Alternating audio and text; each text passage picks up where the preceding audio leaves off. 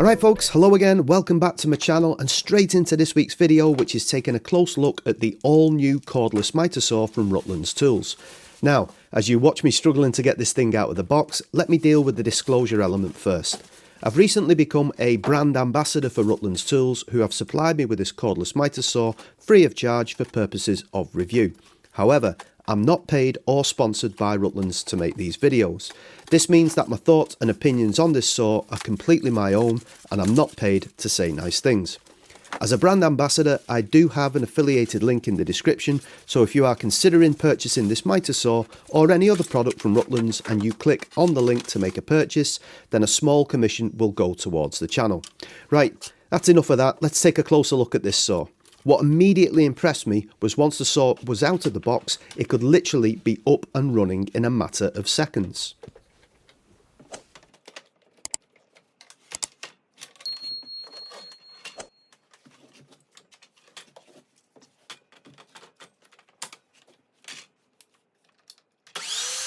A few weeks ago via my social media accounts, I asked if anyone had any specific questions about this mitre saw, and if possible I would try and incorporate those questions into this video. The first two questions asked about the footprint of the base and how far do the rails extend backwards. The footprint of the mitre saw is 450mm by 330mm and the rails themselves extend backwards by 140mm, or if you include the plastic end cap it extends to 188mm. The mitre saw comes supplied with an 18V 4Ah battery and fully charges in 60 minutes. Paul asked if the batteries are compatible with any other makes, and I checked with Rutlands, who said no they aren't and they do not recommend the use of any battery adapters. I'll deal more with this battery at the end of the video, so make sure you stay tuned for that.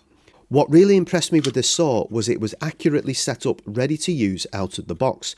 The blade was square to both the fence and the base, which gave perfect 90-degree cuts without any need for adjustment. Very impressive indeed.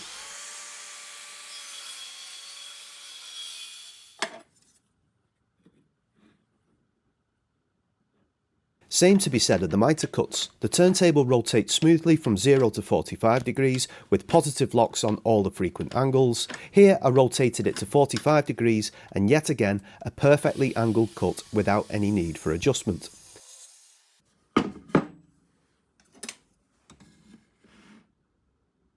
For the 45-degree mitre cuts, the saw bevels to the left, and for this cut I had to make a minor adjustment just to get it perfectly at 45 degrees.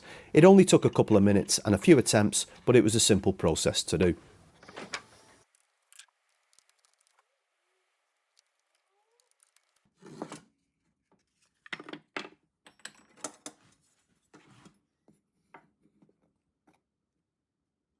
One of my favourite features on this mitre saw is the quick action clamp. It's really cleverly thought through and simple to use, fixing the timber in place, allowing you to keep your hands well out of the way while safely cutting your material.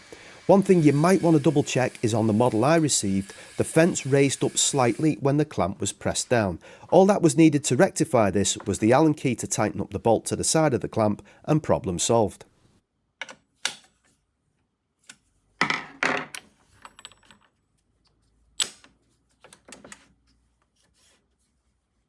For accurate cutting, this mitre saw uses an LED light to create a shadow line on the material to be cut, which as you can see on here is extremely accurate and requires no calibration. It comes with two side table extensions to help support longer pieces of timber. You might want to pop a bit of WD-40 on them though to stop them making this noise.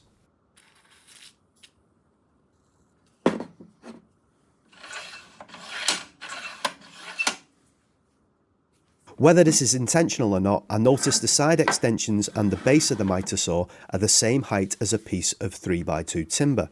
Thus you can add further extensions to support extra long pieces for literally pennies.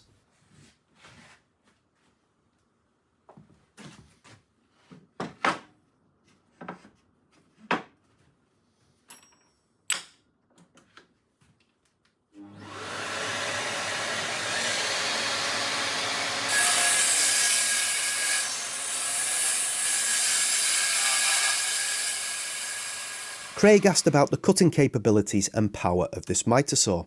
Craig, the cutting capabilities will pop up below, but I guess the one people will be most interested in is the straight cut, which is 70mm deep and 220mm long. In terms of power capabilities, here is a piece of 64mm thick solid beech butcher's block. I decided to take my time with it using multiple passes, and you can see here how well it coped. But also look at the quality of the finished cut, and that is just using the stock blade. Very impressive indeed.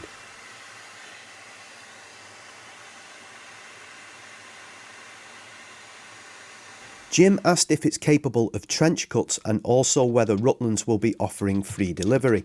I'll deal with the delivery thing later, Jim, but as you can see here, the depth of cut can be set using this thumb wheel, so I thought I'd try out a couple of half lap joints.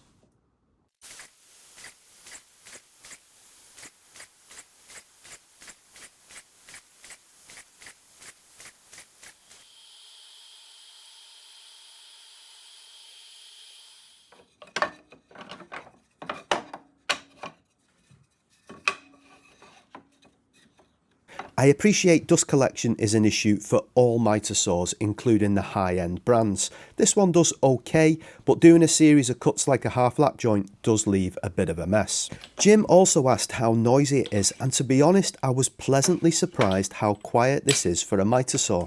And for this video, I'm prepared to show a comparison against the Festool Capex.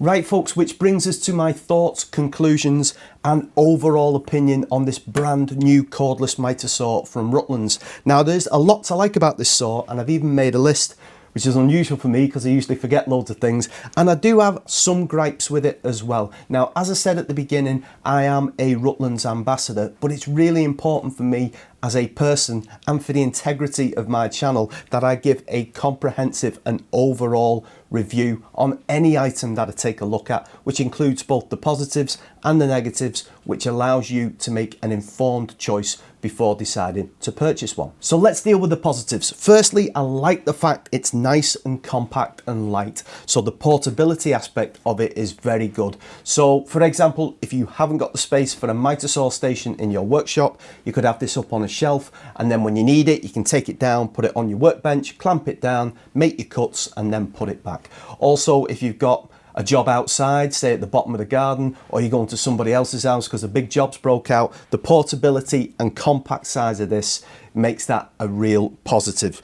For me, cut accurately out of the box, really like that. So I only needed a minor adjustment on the 45-degree mitre cut, but square to the fence, 90-degree cuts out of the box, you don't get much better than that. The clamping mechanism, I really like this. I think whoever designed this was thinking of had a one-handed woodworker in mind like myself, to pop that in and then to push down on the piece, clamp down, nice and secure. It's really good. It's a very clever design, and that is a big positive for me. And usually these are kind of things that, you know, manufacturers, it's an afterthought, but I actually think for this, it's a really good integral part of the design. The extension arms on the side are a nice, neat little idea to give support for the cuts, and the fact that whether it's intentional or not, they are approximately the same height as a piece of 3x2 can give you much longer extended support at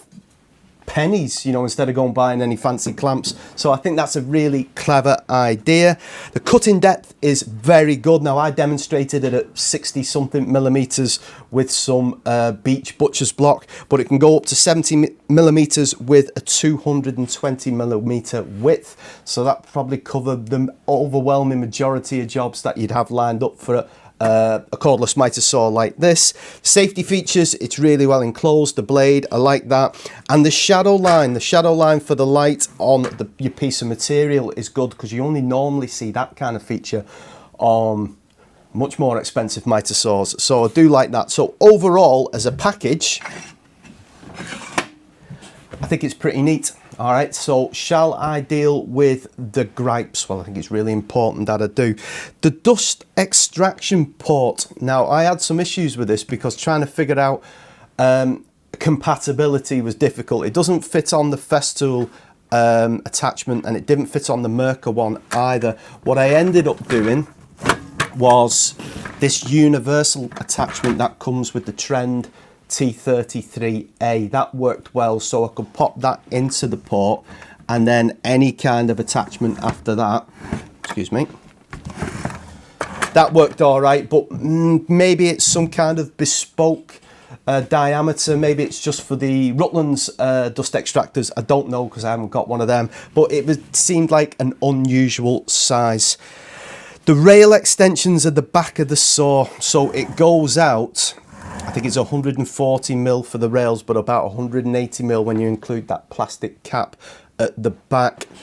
Now, there is a bit of an issue with that for me, because Rutland's corded mitre saw, the rails are at the front like you get on the Festool Capex, so you could actually butt that pretty much up against the wall and not lose any workshop space. Whereas if this was set up as your mitre saw, then you'd have to have it quite a distance from the wall, which is eating in to what we have in the UK are generally quite limited spaces anyway, like single garages. So I don't really see this as a permanent setup mitre saw on a mitre saw station. And if you were thinking of using this for that, and you've got electricity in your workshop, in your garage, then I'd probably look at the corded option, to be honest, if portability isn't a big prerequisite on your, your wish list. So it's not just on this Rutlands saw, obviously you see it on other mitre saws as well,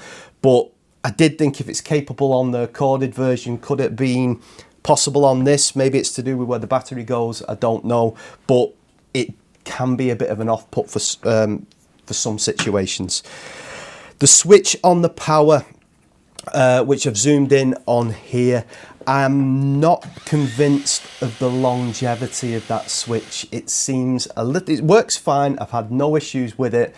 How will it fare in the long term? Only time will tell. And then there's the last one, which I got in touch with Rutlands to confirm this, is the battery compatibility. Now, I naively assumed that with this whole new range of cordless tools coming out from Rutlands, that it would be a universal battery across them all. It turns out they aren't, all right. Any cordless tool that you buy from Rutlands will get the battery and the charger, but this battery is only compatible with the biscuit jointer, so this battery is not compatible with the new track saw. Whether that's a deal breaker for you, I don't know. I'm not 100% sure why that is the case. I'm thinking if you're launching a whole new range of cordless power tools, then should they all be able to work off one battery, whether that's 4 amp hour or 2 amp hour? I would have liked to have thought so, but it's not the case with this. Really important that I point that out to you, because you need to know, that that might, sway you towards getting the corded version, all right? Or you might think, actually, I'm only really after a cordless mitre saw. But it's important, that, as I said before, for you to make an informed choice. And one of the questions I was asked through my social media is, are Rutlands considering offering free delivery in the UK? Well, I put that question to them, and they currently are not. But what I would recommend is signing up to their email alert list, because frequently they have the power tools on offer, so they come down on a discounted price, and maybe keep an eye out for it then, put an order in, and that would save you a few quid. My final thought really is, where do I see this? Who's the target audience? Who would buy this mitre saw?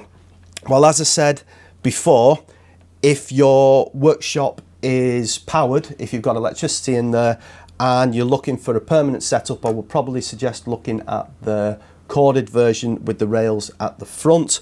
But if portability is a big part of it, or you haven't got power in your workshop, so you are battery reliant, then it's definitely worth looking at. It's a good bit of kit. It's well made. It's got loads of good features on it.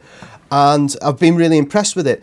Obviously I haven't had it that long, I've only had it a few weeks, so the longevity will come when you see me using it in a variety of projects, and I've got loads that are lined up, and I can come back to it in future vlog videos in 6 months and 12 months time and give you a more detailed account and more detailed feedback about it. But obviously it's a new tool, I've only had it a few weeks in the workshop myself.